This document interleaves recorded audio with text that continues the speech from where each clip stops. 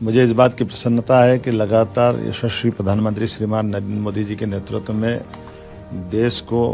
आगे बढ़ाने का प्रयास विभिन्न विभाग कर रहे हैं और खास करके जो बजट आज का लेखानुदान के नाते से आया, पूर्ण बजट तो जुलाई में आएगा,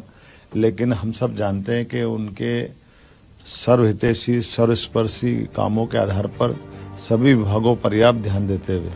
खास करके गरीब, महिला, युवा, किसान पर केंद्रित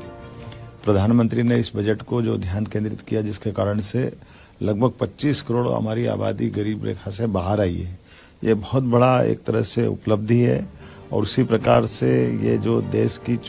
दुनिया की चौथी अर्थव्यवस्था के रूप में भारत परिवर्तित हुआ है और आने वाले समय में ये जो नया टेन्योर आएगा, इसमें तीसरी अर्थव्यवस्था का जो उनका संकल्प है, उसका पूरा बेस दिखाई दे रहा है। ये अमृतकाल में भारत को 2047 तक दुनिया का नंबर 1 देश बनाने की दिशा में जो काम किए जा रहे हैं, उसके परिणाम है। और खास करके इस 2 करोड़ लोगों को नए आवास देने की जो कल्पना की गई है, ये तो बगैर कोई कारण से गरीब लोग अपना घर नहीं बना पा रहे हैं, उनके घर पे वो अभिशाप नहीं है, ये परमात्मा की कृपा है। यशस्वी प्रधानमंत्री हर गरीब के घर पक्की छत का जो सपना देखते हैं,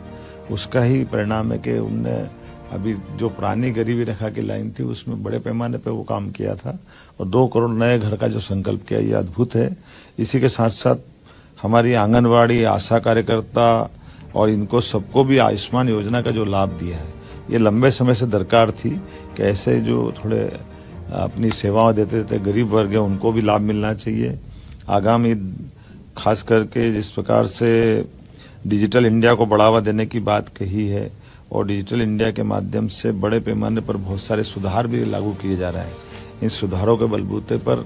भारत बहुत आगे बढ़ेगा और खासकर मिडिल क्लास के लिए जो नई आवास योजना लेकर के आए हैं, इसका लाभ भी हमारे लिए एक बड़ा उपलब्धि भरा रहेगा। मैं आज के इस अवसर पर 9 से 14 साल की जो लड़कियों के लिए सर्वाइकल कैंसर वैक्सीनेशन की जो सुविधा इस बजट में दी,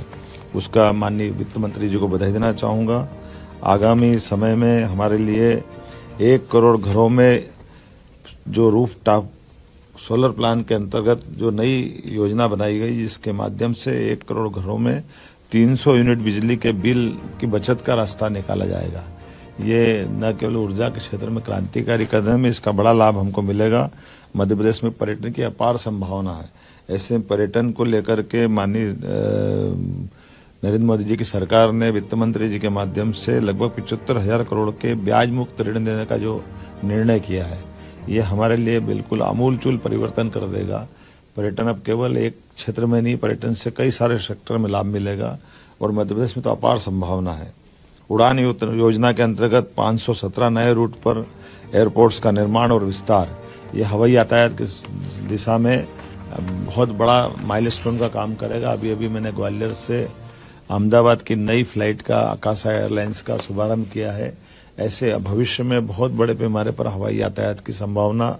मध्य प्रदेश में, क्योंकि मध्य प्रदेश बहुत भौगोलिक दृष्टि से बड़ा है, ऐसे में हमारे इस यातायात का भी लाभ मिलेगा। उम्मीद करता हूँ ये उम्मीदों भरा बजट भारत की प्रगति में, उन्नति में और आर्थिक दृष्टि में एक नई ऊंचाई तक पहुंचेगा। मेरी अपनी ओर से श्रीमती निर्मला सीतारमण जी को बधाई, माननीय प्रधानमंत्री जी को बधाई। और इसी परिप्रेक्ष्य में हमारे विभिन्न विभागों को जोड़ करके हम अपने लेखानुदान में इन बजट का लाभ लेंगे और मध्य प्रदेश को देश का नंबर 1 का राज्य बनाने की दिशा में आगे बढ़ेंगे।